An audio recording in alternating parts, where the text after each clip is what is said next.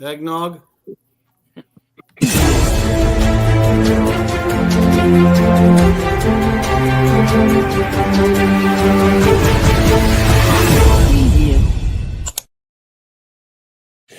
Good evening, Pittsburgh sports fans, and welcome to the Pittsburgh Sports Desk. Joining me are my co-hosts, John, Mac, and Tracy. What's going on tonight, gentlemen? Gentlemen. Hey, Billy. Another day in paradise. Yep. Another day in paradise it is, John. We've got snow coming in tomorrow night, or tonight, I think, overnight. So that's always nice. So, yeah, we're going to be doing things a little bit in reverse order, folks. So we got Ray Fittipaldo coming on at 8:30 to join us to talk Steelers. So we're going to front load some other Pittsburgh sports topics first. Want to get into Pitt, football and basketball, talk a little Penguins, and then roll right into some talk with Ray on the Steelers. So I guess without further ado, gentlemen, let's talk Pitt versus Miami. Number 13 Miami defeated Pitt 38-7 last Sunday. Really was a shellacking, if you ask me. Miami, it was a game in the first half, but in the second half, Miami pulled away. They scored, I think it was 17-7 at halftime, and they just they came out. Hurricanes defense was dominant. They just hounded Heinz, Pitt's quarterback, all game the rest of the second half.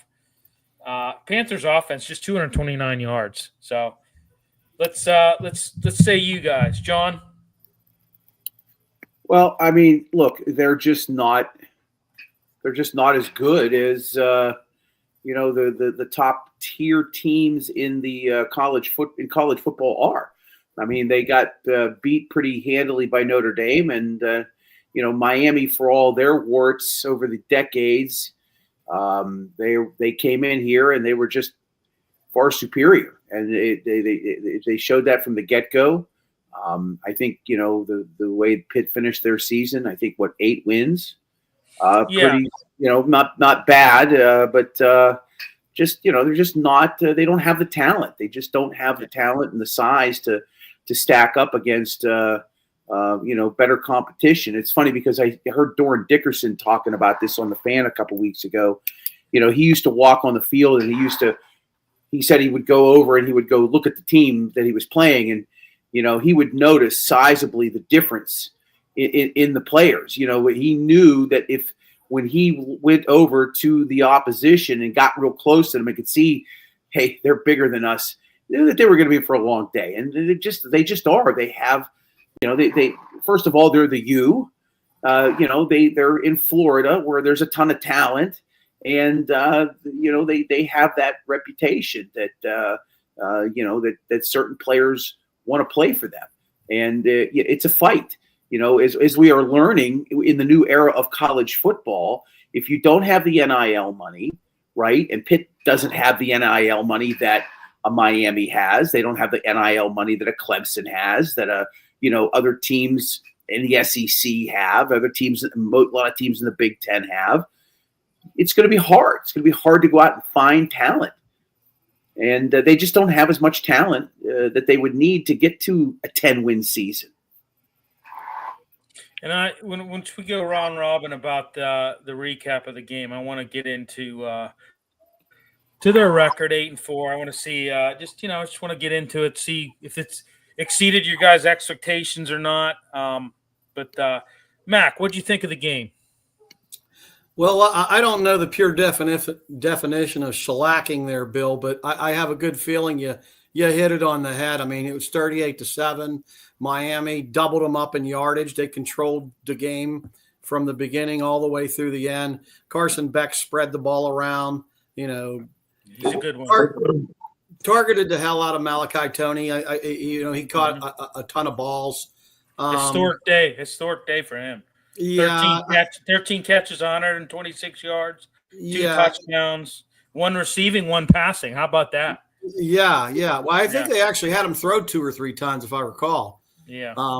It was a total dominant performance by Miami. Despite, like John said, the lack over the last 10, 15 years. Miami stands tall when they're supposed to. They did speak high and dominated the football game. But I think John has a huge point. That nil money is big time now that we're in this era. They just don't have the money, and they're not going to ever compete. So John hit it on the head with the nil money. So we got John Toth, JT chiming in. Notre Dame looked like robots. Each guy big, ripped, made Pitt looked. Geez, I cannot read. Look like a high school team. Yeah, I agree. I agree, JT. They made them look like robots, like they were playing Terminators or something like that. So, but no, I got you. Yeah, and like you said, you guys hit the nail on the head. It's NIL. Pitt just doesn't have it. They don't have. It's not a program that produces a lot of NIL, which is, I must say, it's a little bit. You have some like notable alum, but I don't know. I guess you don't have enough of it. Trace, what'd you think of the game? Well, I was happy up through halftime. Obviously, I thought that we kind of stayed pace with them for a little longer than I thought we would to start. And I do think that the NIL money kind of showed through after halftime. They wore us down with all 3 facets. They kind of owned us and whatnot. I think that the record overall, I'm pretty happy with it for the year. I mean, it's a little better than what we thought. I think the only blemish they really carry is losing the backyard brawl. And if they would have won that, I think it would have been an extremely successful season. Well, yeah, and we'll just segue right into that. For me, 8-4. I mean, this is a guy that picked them to win 6 games. They should have won Louisville. Okay, listen, I know people like Narduzzi. I like him too. Overall, I like him too. However, I have some gripes with him, and a couple of my gripes are, the main gripe I'm just going to say is he lets his emotions get in the way at times of game planning and coaching. And I'll tell you what, when you look at it, Louisville was a prime example of that. Okay. So was West Virginia to some extent, but definitely Louisville. You cannot act the way he acted on the sidelines and berate the refs.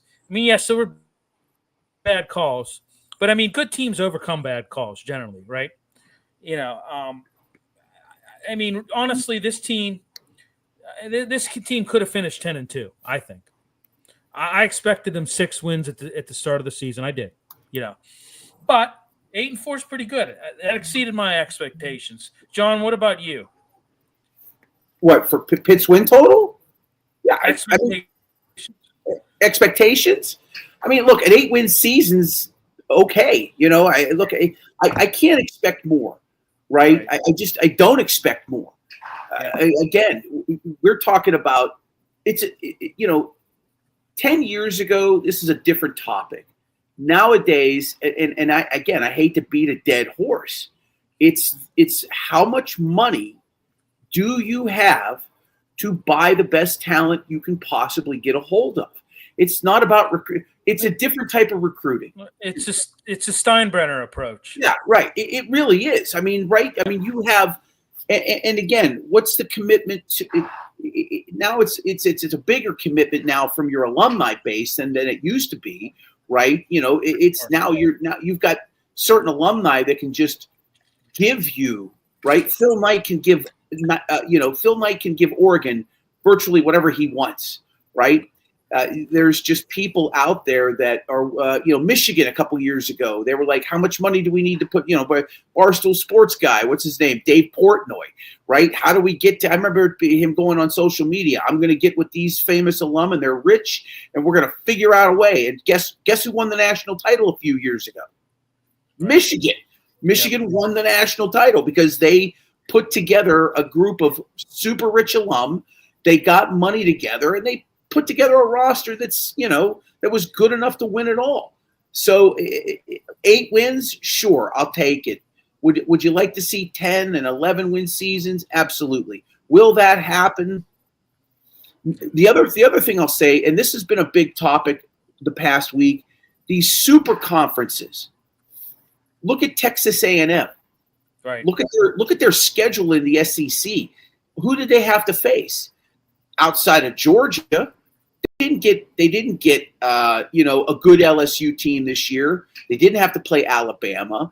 Florida was down. Their SEC schedule wasn't as strong as some of the other teams in the conference. That helped them. They're probably going to make the playoff. I don't know what the committee is going to do. I have no idea. This committee is just, they're completely insane. The stories that I see Tracy shaking his head and laughing. I mean, they say week to week, just it's mind boggling. Right. So an 8-win season. Sure. That's a good season for Pitt. Right. Mac. Well, I'll go right in and say, wow, what a couple weeks will do in terms of the Narduzzi discussion. I recall 2 weeks ago when we brought up the discussion of Narduzzi and him making his silly comments. Everyone wanted to chop his head off. Reflection on the body of work for this season is about as good as we can expect for a Pitt football team. Okay. Yeah, they lost a backyard brawl. I know I'm biased. Anyway, they shouldn't have lost that football game. They lost to a bad West Virginia team. We can all say it. Oh, of course. But Louisville's a decent football team. Okay. They're 8-4 too. And then they just lost to 2 top 10 teams, Miami and Notre Dame. Out of that, they won their other 8 games. What more can we ask when you don't have a payroll in nil? We can't. Again, Narduzzi's a numbskull sometimes, and he does say things, and he does have that emotional drag and baggage. But, ladies and gentlemen, he won 8 games. What more can we ask of the guy? Yeah, I mean, he exceeded my expectations. Like I said, 6 wins. Like JT, he should have been at 10-2. I agree. Not just they should have finished against WVU. I agree. And Louisville. This was a down year in the ACC. Great opportunity wasted. I totally agree with that. It was a down year in the ACC. Yes. And you could have easily been in the championship. But like I said, I really think Louisville was it got in the way of his emotions, got in the way of coaching and game planning. And I mean, the guys on the field didn't help either. I mean, that was not, they didn't finish that game either. And Miller Moss, there's a kid too, transferred from USC, goes to Louisville. He's had a pretty decent year. My expectations were a little higher for him. I thought he was going to maybe do a little better than what he did, but he was really good at USC. But I kind of questioned when he went to Louisville. I thought a change of pace, who knows? But let's not forget they almost beat Florida State too back in October, and they turned out to be a pretty good football team. They creeped themselves into the top 20 discussion. So they had a pretty good year, Bill. They really did. They did beat Florida State. Excuse me, yeah. Yeah, they did. I'm saying another top 25 team. Excuse me. Yeah. We're still waiting to see what bowl game Pitt's going to get. What was it, guys? The Holiday Bowl that they projected, or what did you guys? Some early indications send them out west. It's a no-brainer. If I don't understand why would they want to send them to the other side of the country when no one's going to buy tickets? You know what I mean? Like, I guess they talked about Arizona being the opponent. They should be in the Pinstripe Bowl. They should be in the Pinstripe Bowl. They're 6 hours away. They can, they're going to get people from Pittsburgh to probably go out in alumni. People aren't going to fly out to the West Coast to go see the Holiday Bowl. I just don't, you know what I mean? Like, I don't understand the tie-in with the ACC with this bowl game. I know you got to go play. I mean, they play in the Sun Bowl, and that's, El Paso's on the farthest end of Texas. But I say they got to. I wouldn't go. How many years did they play in the freaking Compass Bowl? God, I think it was like there was a span from like what was it like? I forget. There was like a couple year span where they were in the Compass Bowl. You mean Yeah, the pinstripe or no, it was called the Compass they Bowl. were in that one a few years in a row too. They were, yeah. The one in Birmingham you're talking about? Yeah, I think it might have been Birmingham. I think one year it was in Orlando. But yeah, I mean they're saying the Holiday Bowls more than likely. They're projecting that to be January 2nd at Snapdragon Stadium in San Diego. So I don't know. I mean, I'm glad. Can we put the rest of Narduzzi, out of town discussion that we, sometimes have when we're fans? Sure. Sure. I'm all for it. Okay. Just wanted to get it on record there, boys. By the way, they played the Compass Bowl 3 straight years. That's the one that was in Birmingham, Alabama. Yeah. Is that Birmingham? Okay. Yeah, it was 3 straight years in a row. Okay. Yeah, my bad. I thought it was for some reason Orlando was coming up. So, hey, they're the Pitt's in the middle too of an early signing day. They got 21 commitments from what I heard today. So you sound pretty pleased about it. Yeah, they sound pretty pleased, or me? They do. They do. Yeah. Oh, yeah. They do. Yeah. Yeah. Oh, yeah. They do. Yeah, they are. Hopefully, some more things to come. Right? We get him some protection up front, maybe a weapon or two. That'd be great. We got JT. Great job, man. Got to run. We'll see you later, there, JT. Thanks for chiming in, there, brother. Mr. Stiller fan, I'm here. Let's get this going. Well, we're getting it going. We've been rolling, Mr. Steeler fan. Welcome to the party, pal. So, yeah, I had to throw the John McClane reference in there. It is a Christmas movie, by the way, guys. Don't let anybody tell you anything different. So, get rid of Tomlin. Does the current Rooney have a replacement in mind? I hope so. Well, we'll get to that. We got Ray Fittipaldo joining us in about 11 minutes. So I'm sure we'll go round robin and cover that for sure. All right, let's talk about on the hardwood last night, boys. Losing to Texas A&M last night. I tell you what, man, you can't keep losing these games that you should win, especially at home. 81-73. Once again, poorest defense by Pitt.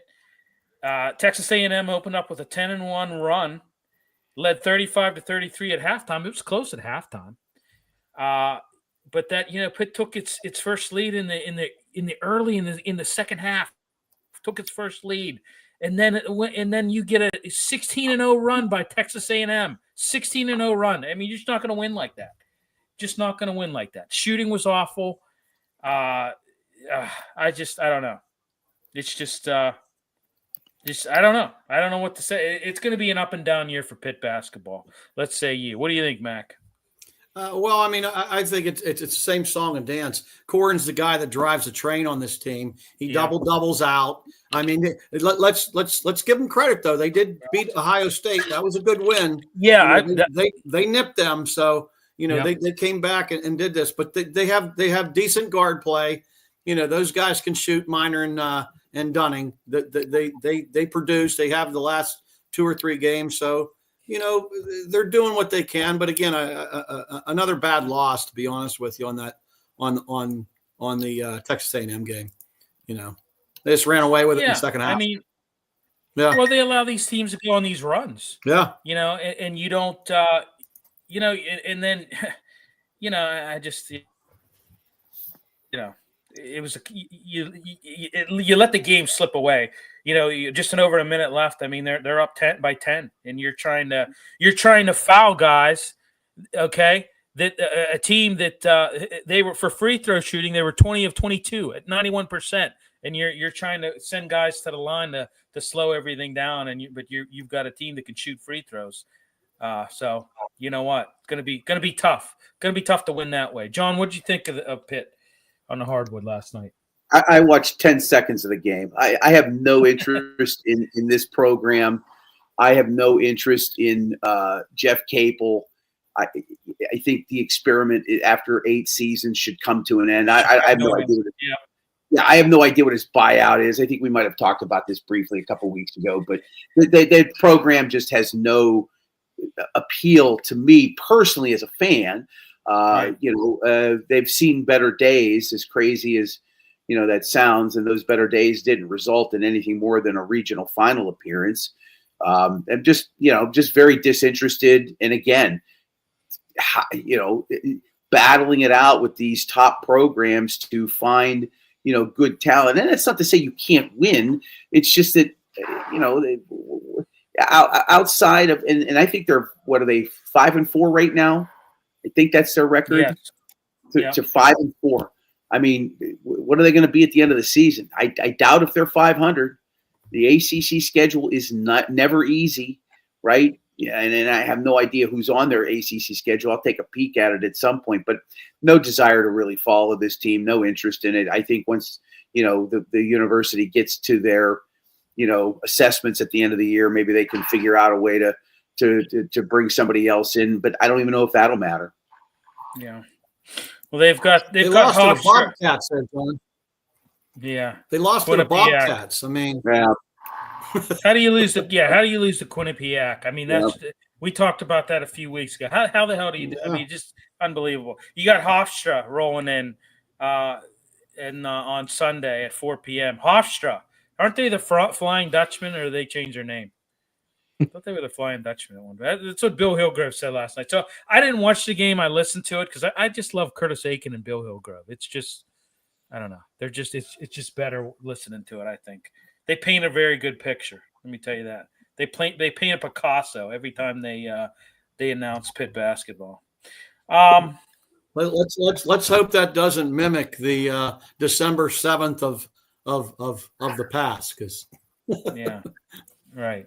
Little Pearl Harbor. Yeah, gotcha. I'm with you. All right, Mr. Steeler fan, I got a name to throw out there. Chris Shula, DC of the Rams. Okay, well, all right. That's Rams defense last year, 16 points per game against this year, 17 points per game against. That's spectacular. I guess the question is, can Shula coach a whole team? Yeah, I mean, I don't even want. You know what? We'll get into that with Ray. I got some thoughts on the whole Tomlin thing, but yeah, well, that's I don't know, man. That's kind of down the road here.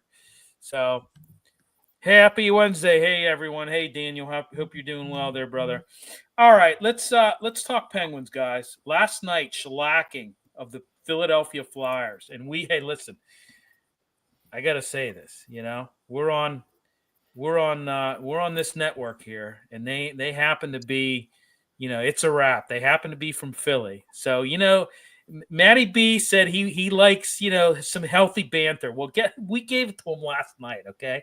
We gave it to him last night. 5-1 win.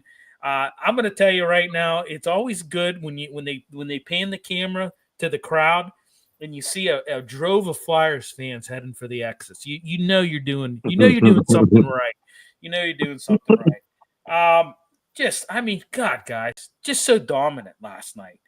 I mean, you know what I saw? You know what I loved the most? You converted 3 or 4 on power play opportunities, right? And the Flyers are struggling right now on penalty kill. You lose. They lost that Tyson Forrester to an upper body. He was their main penalty kill guy. He was their main penalty kill guy, and they were able to capitalize on it. It's great when it's finally great to see this penalty kill actually do something. Or I'm sorry, this power play actually do something. For years and years, like last year, how many times game after game, 0-4 on the power play, 0-6 on the power, 1-5 on the power play. Now, I like what Dan Muse is doing. I like the lines he's coming up with. I like how he's doing defensive pairings. I like it. It's working. Sidney Crosby scored 2 goals. I mean, just brought the Flyers fans to their knees. It's so great to see. Tristan Jarry sucks chance they did not last long. No, and you know what? When you hear that, you know you're doing something right. I always said that. If I'm Crosby, I'm saying chant that all night, boys. Keep chanting. Keep chanting. I'll keep scoring. So, but all right, what do you guys think? John, I'm going to start with you. I enjoyed sending the Sidney Crosby memes in the little group chat that we have with the guys in Philadelphia. It's great. I loved it. What more can be said about Sid? He's going to take over. He's going to pass Mario here, and I think for total points. Yeah. Here real soon. If he hasn't, he's either a point away from tying him or something like that. I mean, what more can you say about him? He's just been we found somebody on a par with the greatest hockey player to ever lace him up here in Pittsburgh. Yeah. He's been fantastic. He's never been an issue. He's a great ambassador. He's a great representation of the franchise, a franchise that's won 5 cups. And if you think about it, think about how many teams have won 5 Stanley Cups. There's only a handful. Right. There's only a handful in the modern era of hockey, which the Penguins, are part of. The expansion era, if you will, not the original 6, past the original 6. I mean, Edmonton, I think, has 6 cups, and then Pittsburgh has 5, and then you've got a bunch of others that are way behind them. It's a stellar franchise, great win. Anytime you can beat the Flyers, and especially in Philadelphia, and convincingly, it's a good day. Well, and what is it? There's a countdown for how the amount of what is it? The amount of days the Flyers haven't won a cup. It's a long time ago. I mean, we're talking back-to-back cups in the mid 70s. What was it? 75, 76, or was it 74, 75? 74, 75. Okay, 74, 75. So it's been a long time. Okay, it's been a long. Well, how old were you then, Bill? Say that again. How old were you then? I wasn't born. Exactly. That's extremely long time ago. Yeah, I wasn't even thought of at that point in time. I didn't come into existence till 1980 there, brother. How old were you then, Trace? How old were you then, Trace? Billy, I think my point is you're at grandparents' age, and it's been that long. Oh, geez, thanks. Appreciate that. No problem. Grandparents' age. Thank you. I'd like to jump back onto the Philadelphia topic here, boys. But The Criers. Go ahead. Yeah, but in reference to the game itself, I mean, I'm just going to say it's the same song, the same dance. We've got Crosby, Malkin, Carlson, Rust, and Mantha. All of them were the point getters in that game. Granted, good win. Anytime, despite the roots of this show, anytime I see a Flyers fan tear come out the eye, it's like holy water. Okay, I absolutely get a thrill out of it. And to stay on that kick, Crosby, as John said, he's close to immortal. He's a cousin, if not a brother, to Moses at this point in the hockey world. 80s baby. She's chiming in. 80s baby. I think I'm the only 80s baby. Trace, you were born in the 70s, right? I was in the 70s, Billy. Okay, Mac, I know you were in the 70s. Easy, John, you were easy. John was in the 70s, I think, too. I'm an 80s baby. I'm the only 80s baby here. I was born in December of 1969. There you go. No, really? Jeez. Well, I'm hats off. 69. Proud of the 60s. Proud of the 60s. I turned 56 tomorrow. Oh, John, I didn't know that. You don't look a day over 55. Yeah, that's really that question. All right, we've got Ray in the backstage. Let's bring in Ray. Good evening, Ray. How are you? Good evening, guys. I'm doing well. All right. Ray Fittipaldi joins us everyone on Pittsburgh Post-Gazette. Ray, we got a lot to pick your brain with tonight there, sir. Yeah. So we'll get right to it here. I'm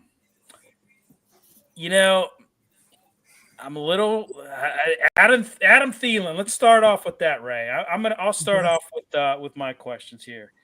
I'm gonna say this. I'd rather have an Adam Thielen from a few years ago, like when him and Justin Jefferson were just torturing the league. Maybe like 5 years ago, something like that. I don't know. You you get rid of Slay, and you get rid of a healthy scratch for another healthy scratch, Ray, essentially. What do you think? Yeah, I mean, it's kind of what they've been doing here over the last couple of years. I think we could probably all agree getting Darius Slay 5 years ago would have been good. Getting Jalen Ramsey 5 years ago would have been good. Getting someone who's 35 and not playing for a bad team in the NFC that's not going to make the playoffs, I don't know how that's going to move your needle. Now, listen, maybe there were circumstances in Minnesota that are different from where they are now. I mean, I will point out that they have Justin Jefferson and Jordan Addison, and it's tough to crack, those two, and maybe that's part of the reason why he wasn't playing. I mean, let's just look at the facts. The talent here in Pittsburgh at receiver isn't nearly up to snuff when it comes to that. So maybe there's a way for Thielen to get into the rotation and produce more than he did in Minnesota. But the larger point, guys, is eventually, and I know we're getting ahead of ourselves here, but eventually the Steelers have to get back to being a drafting and developing team. They cannot go down this road of older free agents who are past their prime. Right. I get why they tried to do it. They thought they were still in this window, but developing championship teams, you need to procure your own talent, let that talent grow, and let those guys become better players. And they just haven't been doing that the last couple of years. How much heat is Omar going to? How much heat will Omar take heading into the draft this year? I mean, let's just assume that they finish 9-8. Whatever happens, right? And good to see you, Ray. It's nice to chat with you again. Quite a while. Omar's got to start owning some of this. I mean, the Kevin Colbert era has been out now a few years. Can you talk a little bit about Omar and what he might be under fire for in terms of that? I think at some point, John, Omar, I think he has to strike out on his own. So in other words, I think if you look at some of the acquisitions here the last couple of years, I think he's I don't want to say placating the coaching staff, but he's trying his best to fulfill the demands of the coaching staff. So look at how many guys he's gone out and acquired who were Arthur Smith guys, whether they're from Atlanta or Tennessee. Just this season, Jonnu Smith. But we can go back to last year, Jefferson and Scotty Miller and Cordero Patterson. I think eventually, part of the job as a GM is, yes, you want to acquire players for your coaches, but at the same time, I think you have to have your own eye for talent. And if that eye says, well, these guys maybe don't have it anymore. These guys are too old. These guys maybe don't fit the system or the culture here in Pittsburgh, then maybe we shouldn't go through with it. So, again, we're getting ahead of ourselves. That's a discussion for the offseason. But, John, I mean, I agree with you. I think everyone in this organization is up for criticism after the way this season has gone. And yet, here we are 6-6, gloom and doom, and they got a chance on Sunday if they win to be in first place again. It's a weird year for the AFC North. Sometimes this happens, but I would agree with you that whether it's Omar, Mike, Art Rooney, everyone in the front office, everyone is culpable what's going on this year. We got Mr. Steeler fan chiming in. Ray is spot on. We have to build via the draft. Well, and I agree, Ray. You've got to draft and develop, but for the love of God, you got to play the guys too, right? I mean, I don't know. I look at it like this. It seems like as of late, we're like collecting football cards, if you will, right? It's like you get all these old guys, hey, Slay, you bring in Slay, Ramsey, Jonnu Smith. I mean, let's draft and develop. It's a concept, right? It's a concept. It's a great concept. And like I said, play the guys for crying out loud. Yeah.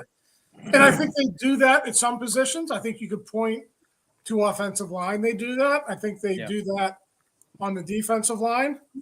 But they just seem to be gun shy, or I don't know what word you want to use when it comes to defensive backs.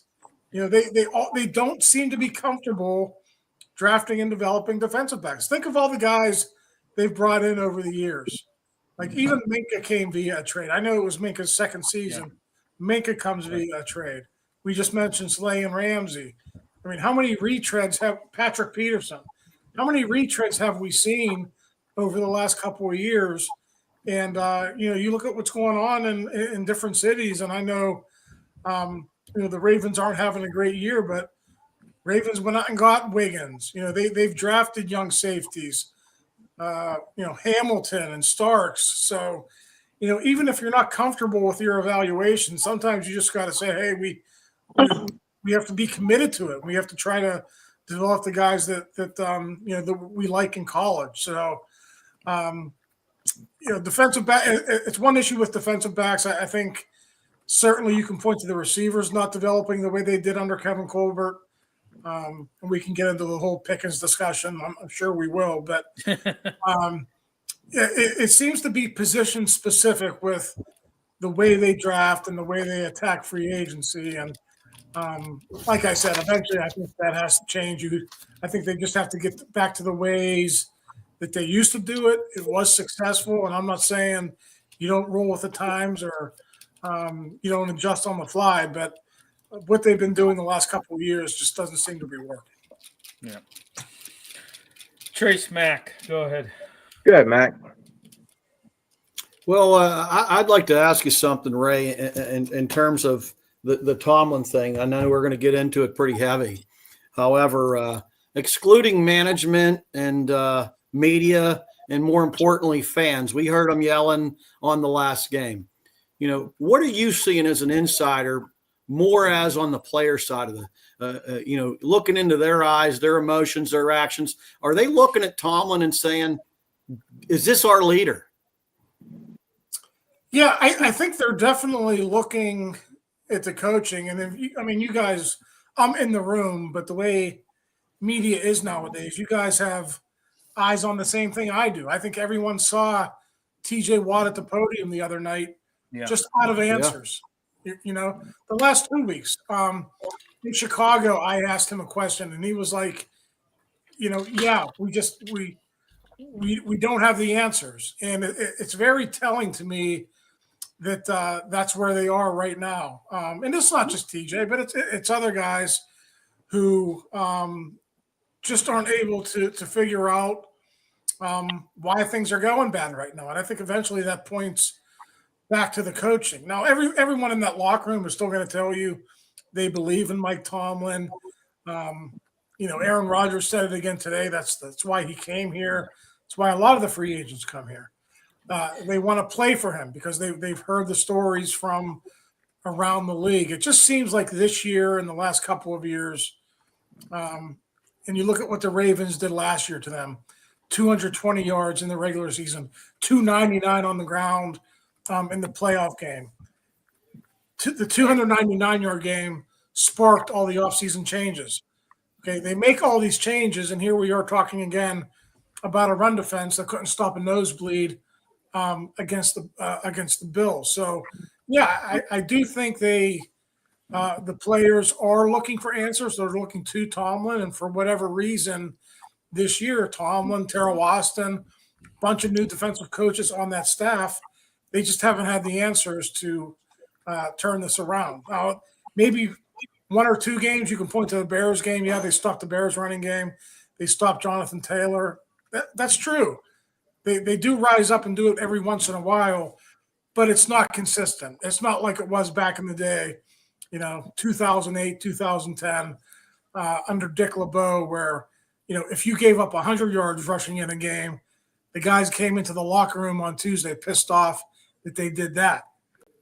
Right now, giving up 100 yards rushing in a game, I think, they would throw a party, in the Steelers offices if they did that, given what's going on here, for the last 12, 13 weeks. And I got to say one thing. I don't know whether you guys have noticed it, but it looks like this season has kicked Mike Tomlin's ass.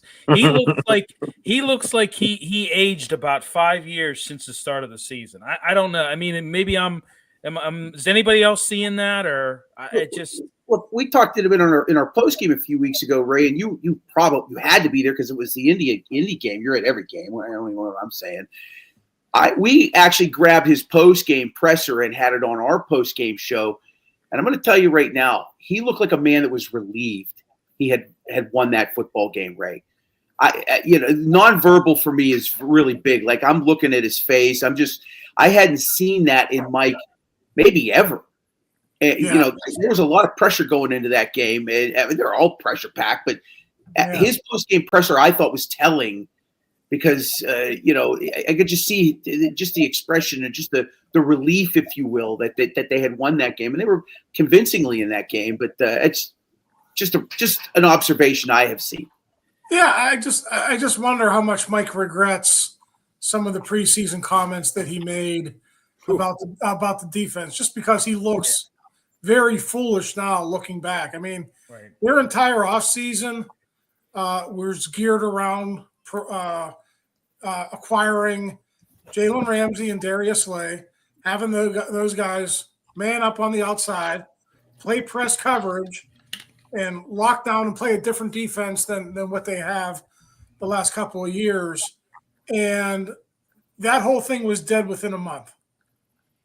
The first Cincinnati game was what? Week 5? That's right. Yeah. That was out the window. Yeah. After what happened with T. Higgins and Jamar Chase, their entire offseason plan was blown up. So I think in that sense, I mean, I agree with you guys. Mike, he looks like he's been through the ringer. And I just wonder how much of that was brought on himself. And, you don't make those types of comments that he made without believing them. Like, I truly believe Mike thought like he had the answers. He thought he was going to come in and this defense was going to be great. And when that doesn't happen, like, it's impossible. How do you not question yourself? How do you not question what the team did, what you did, and how did it all blow up in your face? So that's very true. And I think it, to John's point, sometimes pictures are worth more than words. And, I think we could all see, what this year has done to Mike in terms of, just the way he's wearing it this season. Trace, go ahead. Ray, staying with that defense, we used to be known for stopping the run, especially when you mentioned Dick LeBeau. Like, we were first in every category and whatnot. I can't remember being this embarrassed to even think about our defense or whatnot. But I think there's one position that seems to stand out to me, and we did not mention it yet. And I think it's that middle linebacker. And I think that Patrick Queen has underperformed at that position in various aspects of it. First of all, he said he was going to start covering that tight end, and the tight end has done nothing but tear us up. The run is just completely all over the field. Like, there's nothing stopping. They run the same play over and over again. What do we have to do to answer even just the middle of the field just to begin as a nucleus to build out with? Because Harmon's there now, and I like him, but nothing else seems to be going right here.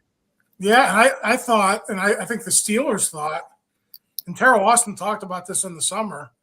I remember, I think it was at OTAs back in June. He thought inside linebacker was the deepest it's been for the Steelers since he arrived in 2019, because you had Cole Holcomb coming back from an injury. He was just a backup at that point. Really, he still is. They go out and acquire Malik Harrison, and you have Patrick Queen and Peyton Wilson. And everyone thought Peyton Wilson was going to have a dynamite second season. I think he is. But there were issues, and issues remain with his ability in run defense, and it's nothing he can do about it. He's this tall, lanky guy who just, he's never going to be able to take on blocks, right? He's going to always have to be the guy to run underneath and to read plays. I think Peyton's done really well in the second half of the season doing that, but I do think everyone thought inside linebacker would be better this season. I think the issue against the Bills, quite honestly, it was the cornerbacks. They were bouncing everything outside. Yep. The contain wasn't there. They were over pursuing. or they weren't in their gaps. And a lot of times people think about run defense, where's the nose tackle, where's the inside linebackers?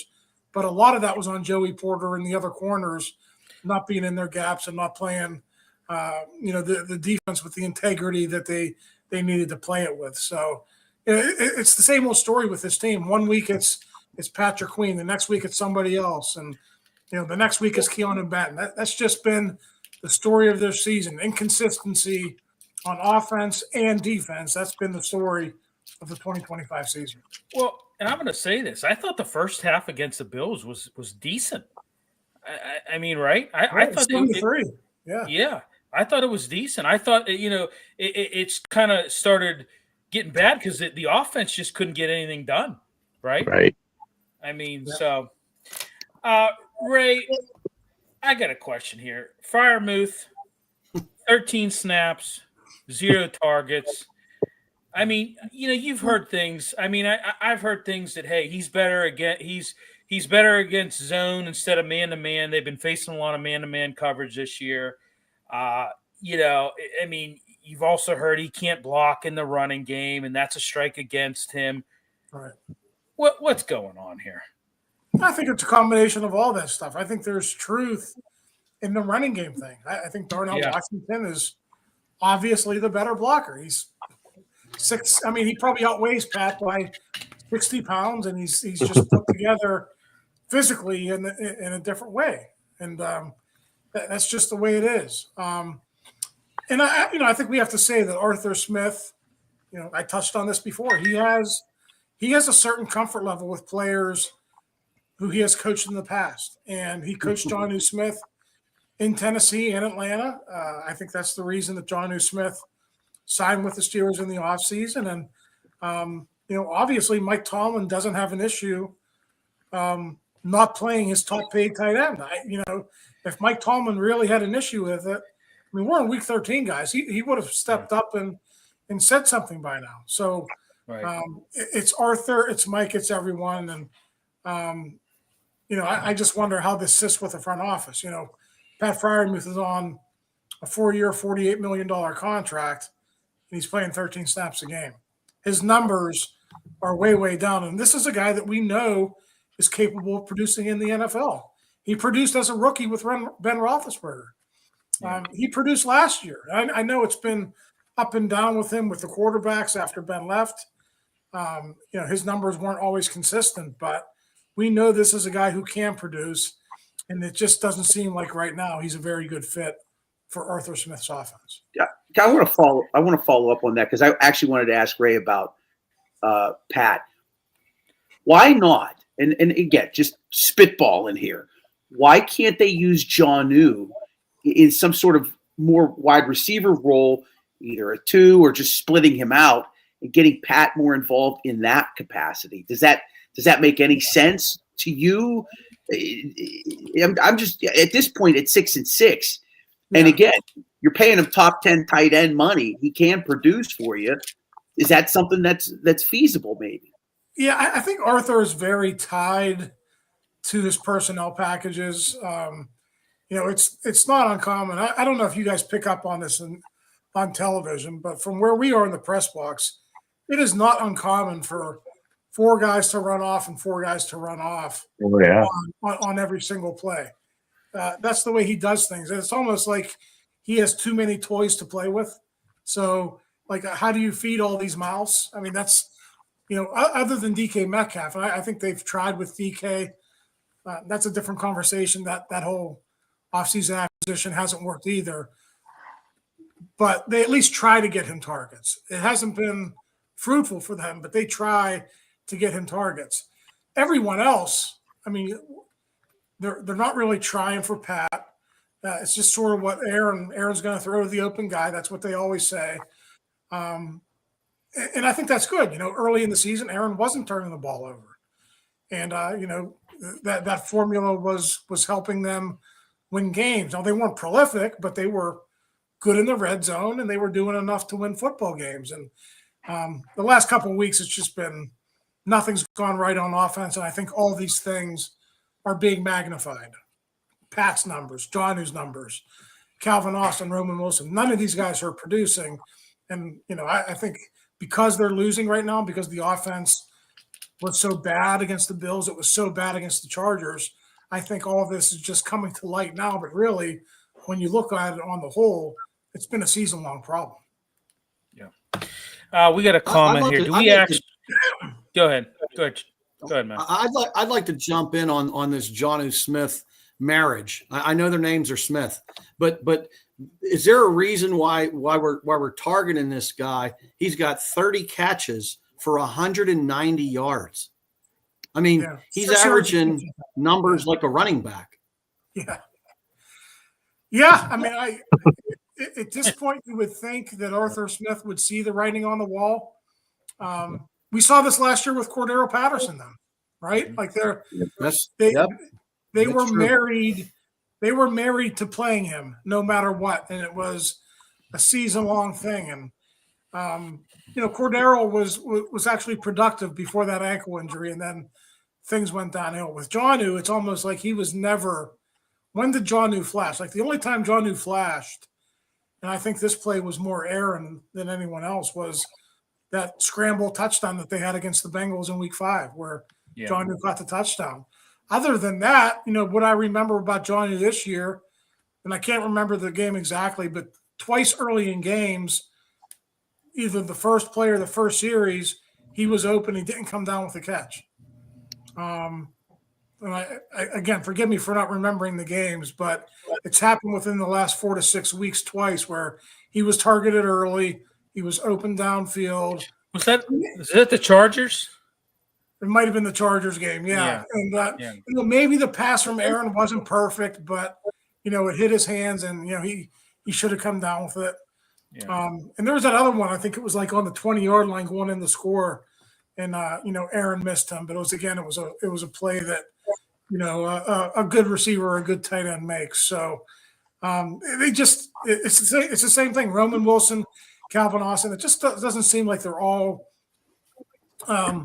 on the same page. I know it's an overused word, but the chemistry isn't there. And I don't know. I think we all thought maybe that could be an issue because Aaron came in so late in June. But it just doesn't seem like everything is clicking on offense the way they maybe thought it would be at this point in the season. It's so early. Maybe we can hope for an annulment. We got a comment. Do we actually think Thielen will do anything? I want to be hopeful, but the middle of the field is still a desert. I don't know. Trace, go ahead. No, I don't think he's going to do too much, Billy. I'm not too happy about that. Whatever.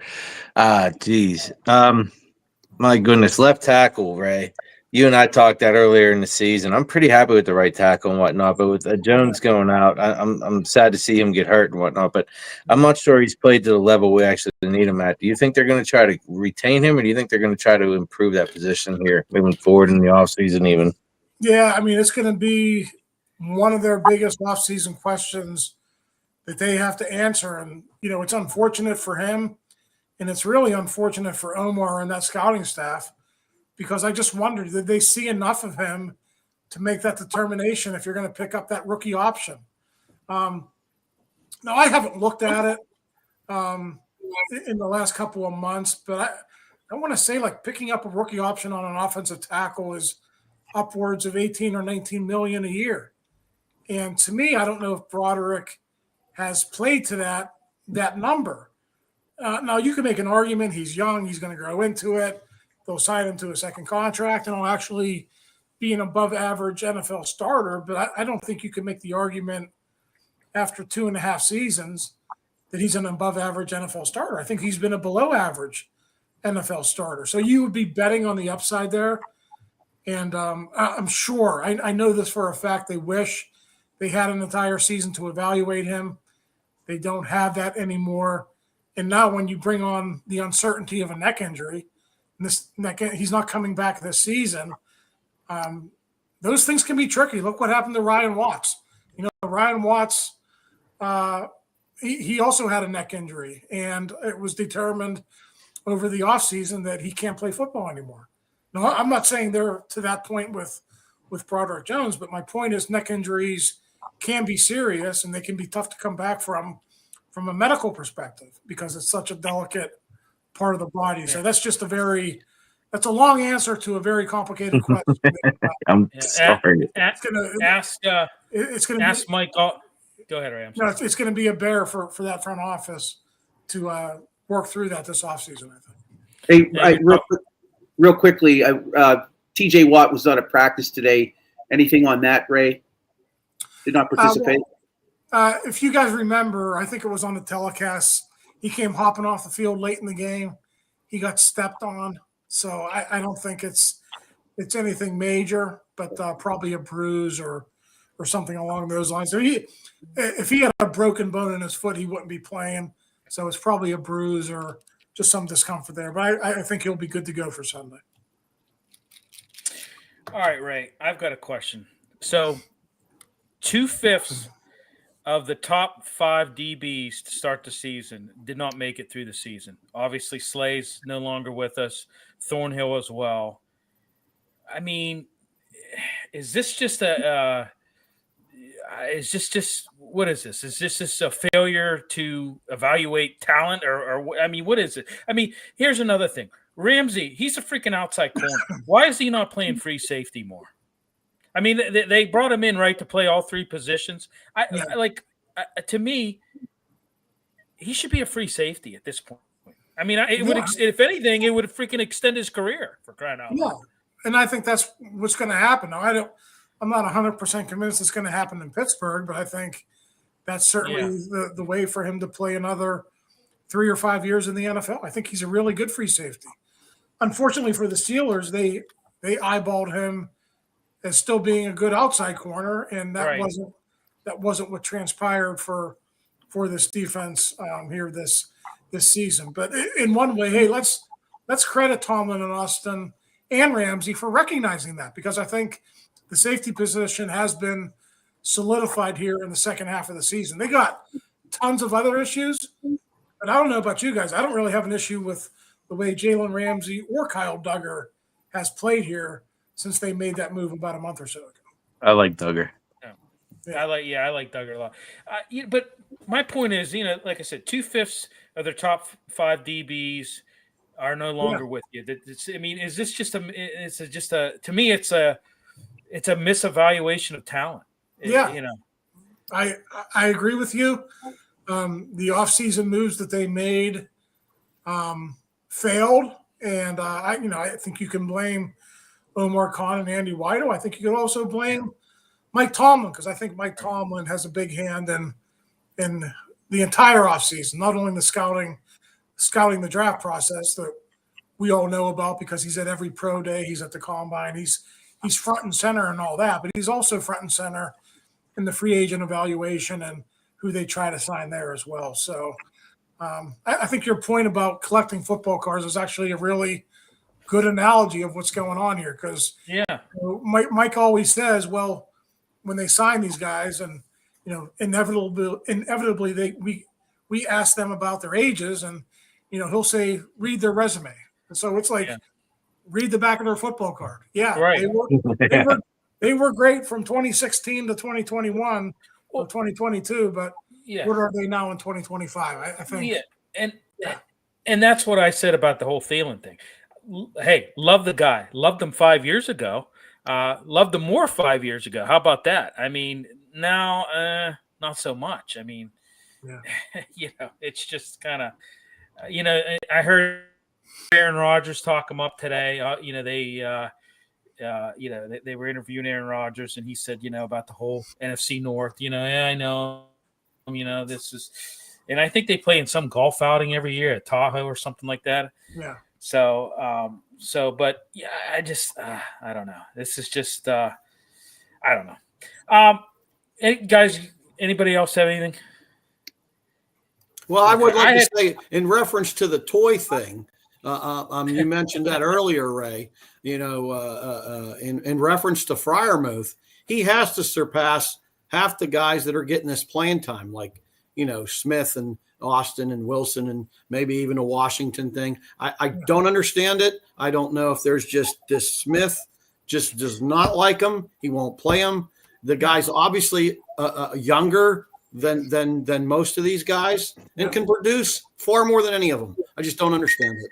Yeah. Well, listen, the Jonnu Smith thing, I think they can get out of that contract. I know he's signed in 2026. I think they can get out of that without too much financial pain. So maybe the front office can sort of force that upon Smith. And, if Smith is still here next year and Freiermuth is still here next year, I'm not convinced either of those things are 100% at this point. But the front office certainly can step in and really eliminate Jonnu Smith from the equation. Then you're back to, the whole conversation with Darnell Washington and Pat Freiermuth. And yeah, Darnell Washington is going to get his share of the snaps, but obviously Pat Freiermuth would then eat up the snaps where Jonnu Smith was playing. So that's one way that could be fixed. But again, that's a conversation for January, February, March, April here as the offseason gets underway. Team full of used to be's, who's what we got a comment there. Yeah, and, Jonnu Smith had 88 catches in Miami, Ray. I mean, I said this before. The days of the straight line tight end are done. I mean, you can make tight ends number twos in some offenses. With Tua throwing to him, I might add. With Tua throwing to him. With Tua, exactly. With Tua throwing to him. Exactly. 88 catches with Tua throwing to him. I just thought, man, this guy could be a legit number two, it's just, I don't know. They just, it just makes you wonder, like, why even sign the guy, is he something maybe he's something you thought he was and he wasn't, or I don't know, Paul Zeiss and I were talking about this a few weeks ago, and he made a good point. He said, when you have Washington out there, he can catch, he can block. You don't know what you're gonna, what's coming. When you have Jonnu Smith and Freiermuth lined up there, you pretty much know it's going to be a pass. And I thought that was a good point that Paul made on that. Ray, I've got one final question, and this is kind of just, we've kind of touched on it, but I want to take it a little. I want to take it higher. I want to go up a level here. Is Mike Tomlin? I mean, you're in those, those press conferences. You're in the locker room. I mean, you've covered the team a long time. Do you think this is the first time maybe that he's feeling, I don't know, a little bit of heat? I mean, because you're hearing. I mean, obviously, this whole thing with the Mike Tomlin chant. I mean, this is a big thing. I mean, a lot of people are talking about it. This has been brought up to him now. What? Because he's been twice now. So I think somebody brought it up to him again on Tuesday. I think it was what's the Cipriani or one of the, I forget, that brought it up. But is he feeling the heat? I mean, yeah. Listen, I think Sunday afternoon, evening was definitely like a tipping point for fans because we never saw what happened on Sunday. Like we've never seen Renegade booed. Yeah. We never heard the Fire Tomlin chants the way that we did against the Bills. Yeah. The question is it a tipping point for ownership? And we don't have the answers to that question right now. So, I can't tell you that we all know the Rooneys are very committed to the way they've structured the head coaching position. Stability is of the utmost importance. But if you look at the things around this whole thing, right? Like I was talking to one of my colleagues about this the other day. Art Rooney cannot like the fact that the Bills bought up 20 or 30,000 tickets. Yeah. The Green Bay Packers probably bought up 40,000 tickets. I mean, it was like half, like the Packers had like half that stadium. Oh, they're trying to go Pack, go. Yeah. Again, this is stuff that we've never seen before in Pittsburgh. Now, maybe we saw it back in the 80s. I mean, in the 80s, heck, I was a teenager. So maybe I don't have the memory for that. But it just seems like there's a lot of firsts, opposing fans buying up tickets, fire Tomlin, and all this stuff. I think it's new for the ownership. And I think, honestly, we have to wait and see how he reacts to it after the season ends. Well, and I want to just say this, and John can attest to this. We just get bombarded with messages, fire Tomlin, fire Tomlin. And I just, folks, they're not going to fire Tomlin. Okay. They're not. I mean, I think maybe it could be a scenario where in the off season, they sit down and they come to a mutual agreement to part ways, but they're not going to fire him. They're not going to fire him and eat that money. It's just not going to happen. Right. So. Yeah, it's like $34 million. So correct. Yeah, they're not going to do that. I mean, like I said, it'll be some kind of mutual agreement, to part ways, and I mean, we can get into go all night talking about should that happen. I mean, but all right, Ray. Guys, you got anything else for Ray? Well, Favorite restaurant? No, I'm just kidding. Good talking to you, Ray. Yeah, hey, Ray, thanks a lot for joining us tonight. Hope to have you back, and hope I don't know, just hope they get it on track here, and we can not have such somber discussions, right? Yeah, well, hey, maybe we'll do it one more time this season, and maybe it'll be coming off a win. Maybe it'll be coming a few days before a playoff game. Who knows? We'll have to see how it turns out. Yep, we'll have to see. All right. Thank you so much, Ray, for joining us. We appreciate it, Ray. Take care. Yep. Thanks. All right. Good stuff from Ray. I mean, it's good stuff. I mean, I thought we covered a lot of stuff. I mean, it's, he has, as I said, he's in there. He has the lowdown on really what's going on. So I will say this, and he said something that was very telling. The access that he has, that they have now today, is not like it was years ago. It is a very controlled environment, and he is right about that. And that's a combination of a lot of things, but yeah, he knows his stuff. Yep. Tomorrow, the Riverhounds are doing their parade. I think it's going to be at 12, correct? It's going to be, is it going down Grant Street, am I right on that? Or I think they picked a small alley somewhere over in Blawnox. Okay. It's going to be on Grant Street. Yeah. Okay. Small alley in Blawnox. Yeah. Are you going, John, or no? My schedule's open right now. I don't know if I will attend. I have not been asked to cover it by the newspaper, so I'm probably no, but we'll see. I might make my way down there. We'll see. Our media, we didn't get asked to cover it either, so I don't. And it's supposed to snow, and it's going to be in the 20s, and I don't know. Driving down there to freeze my ass off just kind of isn't real sexy to me at this point. So, all right, guys. Anything else? That's it for me. Anything else we want to talk about? We got predictions. Oh, we got predictions. Oh shit! We should have done that. Yeah. Okay. We do have predictions. We didn't even really talk. We didn't even really get into the Ravens. Oh God. We could probably go another 45 minutes if we did that. You know what? I think this could be a bounce back game. This team is just so unpredictable. I think they could win this freaking game. I really do. I don't know that I would, if I was betting man, John, I don't know that I would pick it. But I could see this team bouncing back and actually going down there and winning this game.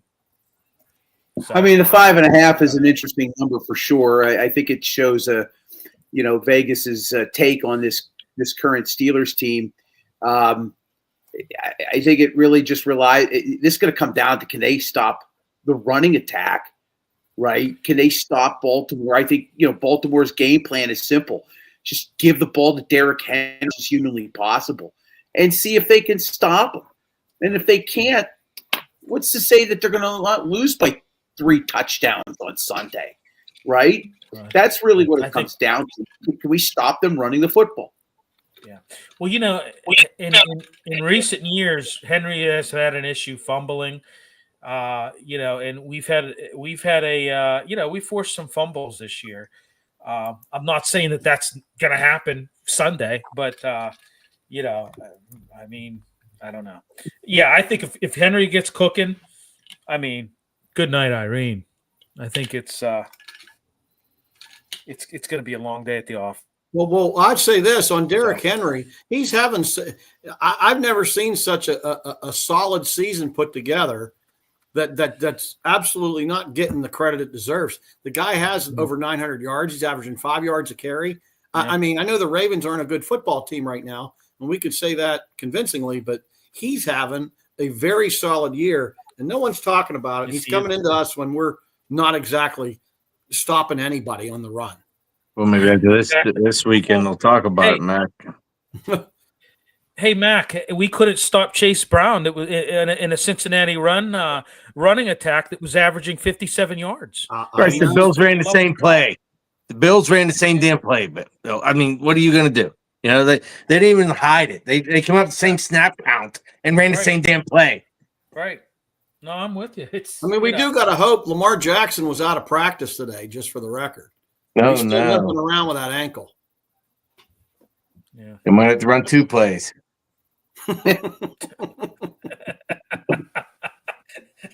Good point. I mean, you guys want to pick this game or what? What do we want to do? Sure. Okay, I'm gonna go. God, I don't even know where to go with this. I mean, I don't even know where to go with this. I'm gonna go.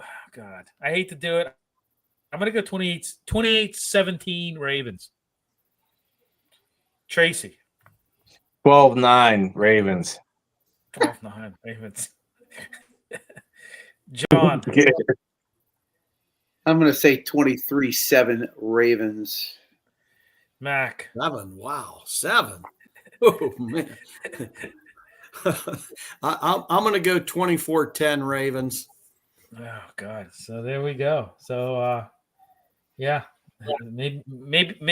Maybe I'm wrong. Maybe this won't be a bounce back game. I don't know. I mean, you know what? Like I said, this team is so damn hard to figure out. They're like the bipolar kids. You know, you just don't know what the hell you're going to get and who's going to show up from week to week. You just really don't. Yeah, it's actually kind of fun watching Cam cry on camera, and then the other team just do the same play down the field to score. Yeah. Here, Trace, to close this out, let's talk about that real quick. What's that? What do you guys feel about that? I mean, I don't. You know, would James Harrison make a comment like that? Do you think Joe Green back in the day would make a comment like that? What do you guys think about that? I'll jump in. May I? Yeah, absolutely. All right. So you guys know the great Roberto Duran? Sure. No Moss. At one point, Yeah. His most famous quote is what? No moss, gentlemen. No moss. Yeah. No moss. That's a cry. When you get older and you can't do what you used to do, you get louder and louder, and it echoes. That's how I seen it. No moss. That's what he wants. Yeah, I just thought you're complaining about a quarterback knee in the stomach. I mean, wasn't it him that it punched freaking Justin Herbert in the stomach?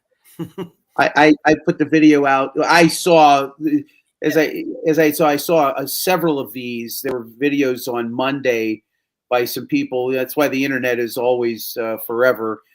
He punched Joe Flacco in that week 5 game or week 6 game, 5th game of the year. He punched him when he was down. And then he punched Justin Herbert on the Sunday night. That video of him doing that. Yeah.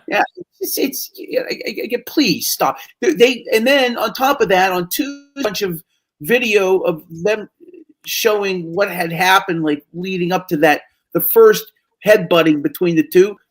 Allen didn't kick him or do anything of that nature. Nothing that was visible on tape. So I think it was just sour. I think it's sour grapes. I think he's frustrated, but from the eye test on the video, there's no way that Allen kicked him, or at least couldn't see it clearly enough. And there's plenty of cameras and video of the game. Correct. Video that I saw didn't show anything to that nature. Well, come on. Is that in the Josh Allen character? I mean, is he a guy that does that? I mean, it was 7 yards downfield after he ran him over. Then he's going to cry that he kicked him. Won't you make the tackle in the backfield, Cam, instead of crying about it? 7 yards downfield. Yeah, I just thought Crying that was, Cam. That's where we're going to go. Ironhead's kids crying about it. Yeah, I just It's thought tough, that, man. you would never hear James Harrison say anything like that ever. No, you'd see him go up against the Ravens and tattoo guys so hard on a kick that the ball goes 25 feet in the air. That's what you see. Not sit there cry about it on camera. Yeah, and When then you're you got pummeled, smart. though, and you're at the end of your career, so to speak, and you're being dominated like you did. I don't remember a game like this in over 10 years where I watched a game and thought these guys are just getting outplayed on every aspect of the game. And so I thought Cam felt all of it. I thought he felt all of it, and he didn't know what to do or say. And I think there was raw emotion, and he's reaching for anything he can. And then they get smart with the reporter. Yes, that's what I said. It's like, come on, dude. Like, really? Yeah. Sound like a spoiled crying about a kid. Yeah, I mean, it's just, Well, people stayed on the Titanic, gentlemen. Yeah, they were playing Nearer to Thee, right? Yeah. When it went down. Yeah. They were still playing. They were still playing. The damn band was still playing. Right. The freaking, yeah, that's right. Yeah, you're right about that. So, well, I mean, this ain't as graceful. But oh, we have fun on this show. I'll tell you that much. All right, I think we're good. I think that does it, right? I think it does it. Okay. All right. Yeah. No, I just wanted to bring that up. I thought that was just. I expected more from Cam on that one. Ill form. It's ill form. Yeah, and I mean that just kind of puts stamp on the way this season has gone. So. All righty, everybody. We'll be back. John, you want to plug our show for Sunday? Yeah, 4 hours of pregame starting at 9 a.m. North Park Lounge, Richland, Hilltop Event Center. Still working on guests, but Ed Bouchette, longtime Steelers beat writer for the Post-Gazette, going to be joining us in the 11 o'clock hour. Should be a good one. Awesome. And tomorrow night, 8 p.m., John Restino and myself will have Gridiron Weekly. We'll be getting into NCAA. Got a lot to cover with that. Want to talk about this Lane Kiffin thing too, as well. And plus, I run a rant about something too. By the way, this this whole headbutting, the Michigan player headbutting the ref, and nothing done about it. I'm gonna get into that. You're gonna want to tune in tomorrow night on that because I got some choice words and things that I want to really air out on that because I think it's ridiculous. And then we'll get into NFL, go around like we always do, and then do the pick'ems. So, all right, everybody. Hey, thanks for tuning in, and we will talk to you next week.